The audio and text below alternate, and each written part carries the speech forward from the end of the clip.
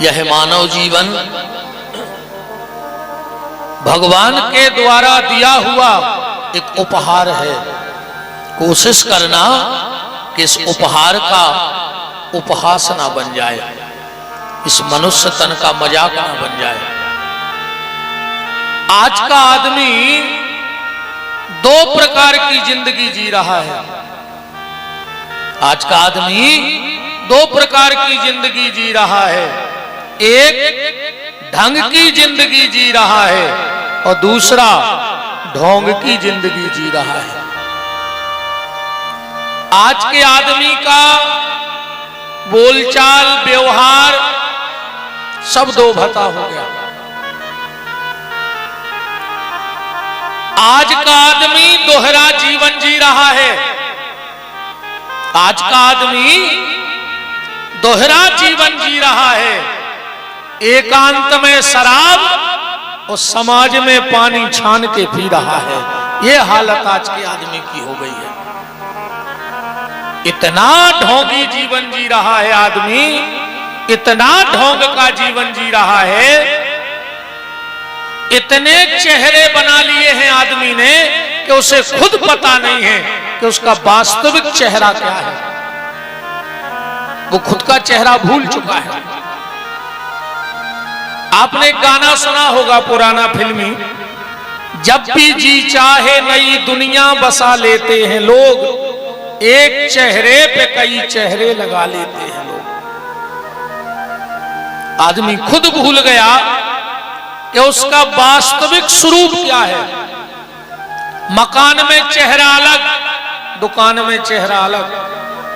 पैसा लेने वाला आ जाए चेहरा अलग, पैसा देने वाला आ जाए चेहरा अलग।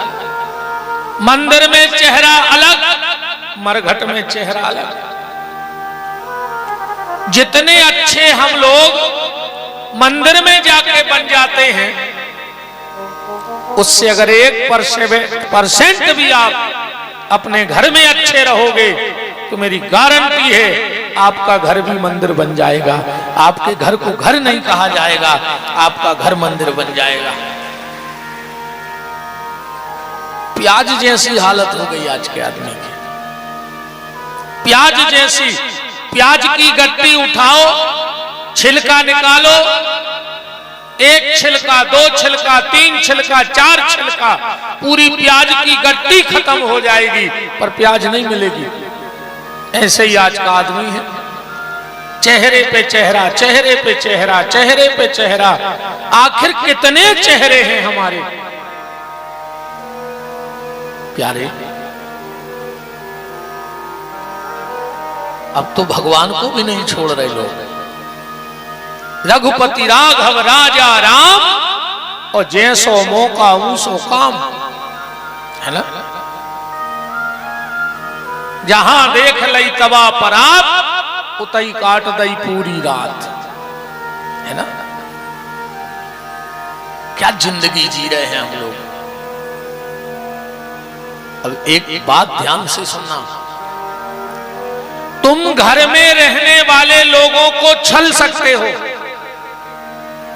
तुम समाज में रहने वाले लोगों को छल सकते हो, तुम मंदिर में बैठी हुई मूर्ति को भी छल सकते हो, पर क्या तुम परमात्मा को छल सकते हो? क्या परमात्मा से तुम्हारा ये दोगलापन छुप जाएगा? वो तो अंतर मन की जानने वाला है।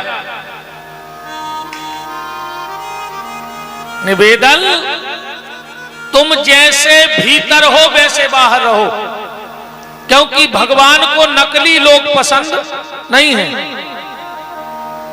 भगवान चमड़े का व्यापारी नहीं है। वो तन की सुंदरता नहीं देखता है, वो तुम्हारे मन की सुंदरता देखता है। और मन ही भगवान को चाहिए। भगवान ने आपसे कुछ नहीं मांगा। कितना पैसा होगा तुम लोगों के पास, पैसे से भगवान तुम्हारा बन जाएगा। अरे तुम सब जिसके गुलाम बैठे हो, सब लक्ष्मी के गुलाम बैठे हैं, पर वो लक्ष्मी भी मेरे सरकार के चरण दबाती है। वो पैसे से तुम्हारा बन जाएगा। भगवान में लोग बुद्धि लगा रहे हैं। दुनिया का सबसे बड़ा बुद्धिमान, जिनको डिग्री है ज्ञानी नामा गर्गण्यम, हनुमान जी महाराज, वो भी दिन में 50 बार सलूट लगाने जाते हैं उस दरबार में। तो वो मालिक कितना दिमागदार नहीं होगा। तुम अगर पैसे की बात करो तो कुबेर सिर झुका के चलता है उसके दरवाजे। तुम अगर पहुंच पकड़ की बात करो कि हमारे तक पावर है, तो दुनिया के सबसे बड़े नेता को नाम है नारद। नारद से बड़ा अभी तक कोई मिनिस्टर मंत्री नहीं हुआ। हां, नेता शब्द जानते हो कहां से बना है? नेता शब्द की उत्पत्ति कहां से है? विष्णु सहस्र नाम के 16वें श्लोक में लिखा है। विष्णु सहस्र नाम के 16वें श्लोक में लिखा है, ओम जजाग्रतो दूरते नेता। भगवान को नेता कहा गया है, दूरदृष्टा नेता। तो भगवान ना तो तुम्हारे धन से पकड़ में आएगा, ना भगवान तुम्हारी बुद्धि से। और फिर जब वो की लठिया टेढ़ी होते, अच्छे अच्छे ज्ञान चंद हर की बुद्धि सीताराम हो जाता। इतो सो वायरस आओ तो इतो सो जो लेंस से दिखा तो जाका वो दिखाते नहीं तो ना कोई ने कागत होते। इतने से कोरोना ने अच्छे अच्छे साइंटिस्ट, अच्छे अच्छे वैज्ञानिक, अच्छे अच्छे भविष्य वक्ता, जो उनमें कहते हम रात भर में देश बदल दें, हम जो कर दें, हम वो कर दें, वे दूसरे को छीबे में डराने होते समय। सबकी बुद्धि सीताराम कर दे उन्हें इतने से वायरस में। तो प्यारे, भगवान को खाली आपका मन चाहिए और भगवान को आपसे कुछ नहीं चाहिए। आप लोग मंदिर में जाते हो, नारियल फोड़ते हो, नारियल के 3 काम करते हो। नारियल फोड़ा, उसमें एक छोटी सी कील लगी है, रहता नारियल में कील, बा निकाल के चढ़ा दी भगवान को। अब नारियल की जो चिटक है बा बांट दी कहीं भक्तों में, और नारियल की नरेटी फेंक दी मंदिर में। या तो पुजारी जी इकट्ठी करके आगी लगा दे और न एक तरफ फेंक दे, सुबह धीरे धीरे नरेटी माटी बन जाए। तो आज के बाद मंदिर में नारियल फोड़ पाओ चाहे न फोड़ पाओ, इस शरीर के 3 काम कर लेना बस। ये भी नारियल है प्यारे, इसमें कील लगी है जिसका नाम है मन। वो निकाल के भगवान को दे दो, मन भगवान को दे दो। अब ये तन क्या है? ये तन है चितक, इसको बांटो। कहां? माता पिता की सेवा में, गौ की सेवा में, राष्ट्र की सेवा में। इसको बांट दो राष्ट्र की सेवा में। अब रही हड्डी, तो ना तो नारियल की नट्टी काम में आएगी और ना शरीर की हड्डी काम में आएगी। या तो आग लगा दी जाएगी या गड्ढा खोद के जमीन में दबा दिए जाओगे। तो इस मन को निकाल के मनमोहन को दे दो। और अगर ये मन मनमोहन में लग गया तो समझ लेना कि बेड़ा पार हो गया, वरना तो सब गड़बड़ है प्यारे। तो कोशिश करना कि यह मन निरंतर भगवान के चरणों में लगा रहे। कल आप चर्चा सुन रहे थे भगवान शिव के प्रसाद की महिमा, भगवान शिव के जल की महिमा, भगवान कैसे काशीपति से कैलाशपति बन गए। कल आप ये भी चर्चा सुन रहे थे, काशीपति से कैसे कैलाशपति भगवान शिव बने। कल की चर्चा में आपने ये भी सुना। अब श्री सूत जी महाराज शौनक 88,000 ऋषियों को कथा कह रहे हैं, और सूत जी कह रहे वांगे की कथा सुनो। भगवान शंकर ने अपने मुंह से 5 मंत्र प्रकट किए। संसार के जितने मंत्र हैं वो किसी संत के, सदगुरु के, ज्ञानी के, विद्वान के, शंकराचार्य के बनाए हुए हैं, और ये संसार के 5 मंत्र भगवान शिव के मुंह से प्रकट हैं। इनको किसी ने नहीं बनाया। उन 5 मंत्रों में सबसे पहला मंत्र है ओम। ओम को प्रकट भगवान शिव ने अपने मुंह से किया। दूसरे मुंह से जो मंत्र निकला वो था 12 अक्षर मंत्र, ओम नमो भगवते वासुदेवाय। तीसरा मंत्र जो प्रकट किया वो था गायत्री मंत्र, ओम भूर्भुवः स्वः। आगे आपको पता है, क्योंकि गायत्री को बोलने का अधिकार मुंह से ये शास्त्र नहीं देता है। जो विद्वान होंगे वो समझ गए होंगे। जो जोर जोर से गायत्री मंत्र का उच्चारण करे, समझ लेना वो किसी परंपरा से जुड़ा हुआ नहीं है, उसको वेदों का 1% ज्ञान नहीं है। क्योंकि कभी कोई भी विद्वान आपको आप मुंह से गायत्री मंत्र नहीं सुनाएगा। गायत्री मंत्र में जप में भी ओंठ नहीं हिलना चाहिए, और अगर गायत्री जप करते वक्त किसी का ओंठ हिल रहा है तो समझ लेना इसने सिर्फ सीखा है, अध्ययन और ज्ञान कहीं से प्राप्त नहीं किया। चौथा मंत्र निकला ओम एम ह्रीम क्लीम चामुंडाय विच्चय नमः नमार। अब 5वां जो मंत्र निकला वो था राम। ये राम नाम शब्द भगवान शिव के मुंह से निकला था पहली बार। भगवान शिव ने अपने मुंह से 5 पेड़े प्रकट किए, 5 वृक्ष, आक, धतूरा, समी, भांग और दूर्वा घास। ये 5 वृक्ष भगवान शिव ने अपने मुंह से प्रकट किए। 2 वृक्ष प्रकट किए, एक ब्रह्मा ने एक विष्णु ने। जो ब्रह्मा के मुंह से निकला वो था श्वेत चंदन, और जो भगवान विष्णु के मुंह से निकला वो था रक्त चंदन।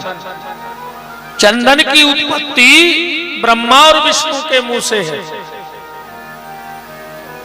अब भगवान शिव ने ब्रह्मा को आदेश दिया कि जाओ तुम सृष्टि का निर्माण करो। ब्रह्मा ने जब सृष्टि बनाई तो सबसे पहले 3 प्रकार की अजाज्य प्रवृत्तियां बनाई, अंधतामिस्त्र, मोहतामिस्त्र और मोह तप्त तामिस्त्र। या तो हो गई संस्कृत की भाषा, कोई के चित्त नहीं चढ़ने कि का बना दो ब्रह्मा ने। 1-2 जनों के दिमाग में आई जैसो हो का रहा उसे। ब्रह्मा जी ने त्रिगुणात्मक सृष्टि बनाई, रजोगुण, तमोगुण और सतगुण। यही से बनाए 3 काल, भूतकाल, भविष्य काल और वर्तमान काल। आज को आदमी 3 ही को नहीं डरा रहा, न भूतकाल को डराए, न भविष्य काल को, न वर्तमान काल को, पर एक काल को बहुत डरा। जो न आदमी ने बनाओ चौथो, को नाव है मिसकाल। मिसकाल को बहुत डरा था आदमी के, कोनो को फोन नहीं आ जाए लगी नींद में। भगवान ने कही हमने 3 काल बनाए, तुमने चौथो बना दो मिसकाल, सो भगवान ने पांचवों बना दो कोरोना काल के लिए भोगो। अच्छा ये माताएं भी पीछे नहीं रही। हाँ आदमी ने मिसकाल बनाओ, इनने कही हम भी कछु बने हैं। सो भगवान ने बनाए तीन पन, बालापन, यौवनपन और वृद्धापन, और जोन दिना से जे घरे आई सो बन गो नियारपन। बोलो बन गो का नहीं बन गो?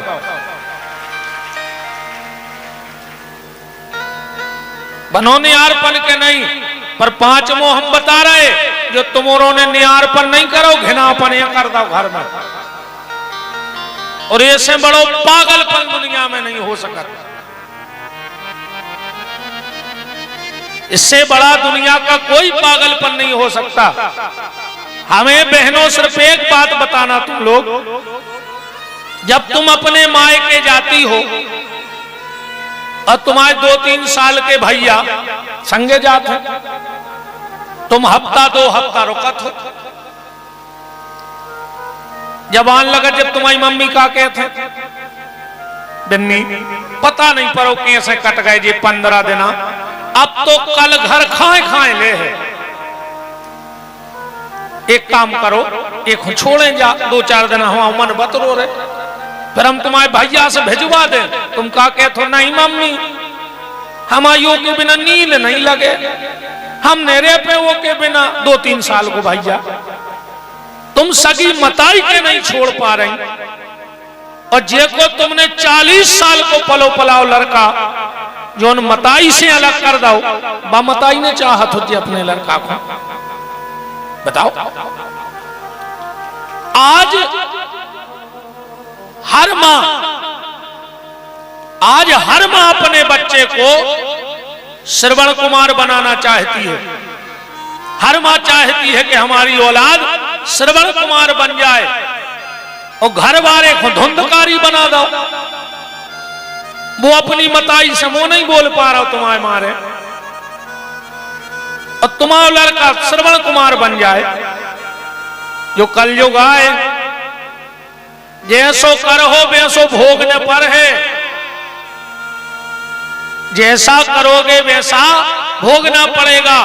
तुम अपने बाप से ऊंची आवाज में बात करियो, तुम्हारा मोड़ा अगर चट के मुंह में लात ने मारे तो विपिन बिहारी को नाव बदल दियो।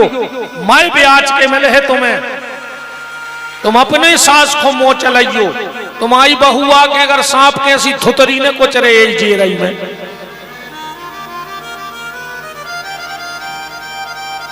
क्योंकि जो जैसा करेगा वैसा उसे मिलेगा, उसे भोगना पड़ेगा। इसलिए निवेदन है किसी मां को उसके बेटे से अलग मत करो। परिवार क्या होता है ये परिवार बनाने वाले से पूछना, बिगाड़ने वाला क्या जाने। जिसने परिवार को बनाया हो कभी उससे पूछना। जब उसका परिवार बिखरता है तो उसको लगता है कि इससे अच्छा तो भगवान मौत दे देता, मुझे देखना ना पड़ता। ब्रह्मा जी ने 3 प्रकार की जात प्रवृत्तियां बनाई। हृदय से धर्म, पीठ से अधर्म। और ब्रह्मा जी ने एक कन्या को जन्म दिया। ध्यान से सुनना बात।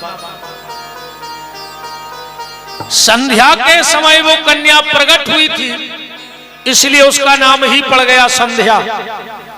इतनी सुंदर थी वो कि ब्रह्मा जी अपनी ही बेटी पर मोहित हो गए। संध्या को भी बड़ी लज्जा लगी, और लज्जा वाली बात है। कोई भी बेटी पे अगर पिता मोहित हो जाए तो उस बेटी को तो डूब मरने वाली बात है। संध्या ने तुरंत घर छोड़ दिया, जंगल में जाकर के तपस्या करने लगी। आप लोगों ने ये मंत्र सुना होगा, नमामि समीशान निर्वाण रूपम विभुम व्यापकम ब्रह्म वेद स्वरूपम, रुद्राष्टक। इस मंत्र को पहली बार, वैसे तो रामायण में लिखा है, पर तुलसीदास जी ने इस मंत्र को शिव महापुराण में से निकाल के बोला है। तुलसीदास जी का रचित नहीं है ये नमामि समीसान। संध्या ने इस मंत्र से भगवान शिव की बहुत आराधना की। ओम नमः शंकराय ओम, इस मंत्र से शिव जी सामने प्रकट हो गए। संध्या ने हाथ जोड़ करके 3 वरदान मांगे भगवान शंकर से। 3 वरदान कौन? भोलेनाथ। सबसे पहला वरदान हमें ये दे दो, हमारी बात को बड़े मर्यादा में समझ लेना। पहले जन्म से स्त्री को यह ज्ञान होता था कि पुरुष क्या होता है, और पुरुष को यह ज्ञान होता था कि स्त्री क्या होती है। संध्या ने कहा भोलेनाथ, मेरे पिताजी मुझ पे भली मोहित हो गए थे, पर अगर मैं दुनियादारी न जानती तो मुझे लज्जा न लगती, पर मैं भी सब जानती थी। इसलिए पहला वरदान ये दे दो कि 7 साल तक न स्त्री को ये ज्ञान रहे कि पुरुष क्या होता है, और न पुरुष को ये ज्ञान रहे कि स्त्री क्या होती है। भगवान शिव ने कहा तथास्तु। दूसरा वरदान मांगा भोलेनाथ, कभी भी सहगोत्री का ब्याह ना होवे। इसलिए हम लोग जब भी शादी करते हैं तो गोत्र बचा के शादी करते कि नहीं करते। तीसरा वरदान मांगा भोलेनाथ, जब तक गंगा में जल रहे, आसमान में सूर्य चंद्रमा रहे, उस व्यक्ति की किसी भी पूजा पाठ से मुक्ति ना हो। शिव जी ने कहा किसकी? बोले जो संबंधों में खिलवाड़ करे। जिसको मां कह दिया मतलब कह दिया, जिसको बहन कह दिया मतलब कह दिया, जिसको बेटी कह दिया मतलब कह दिया।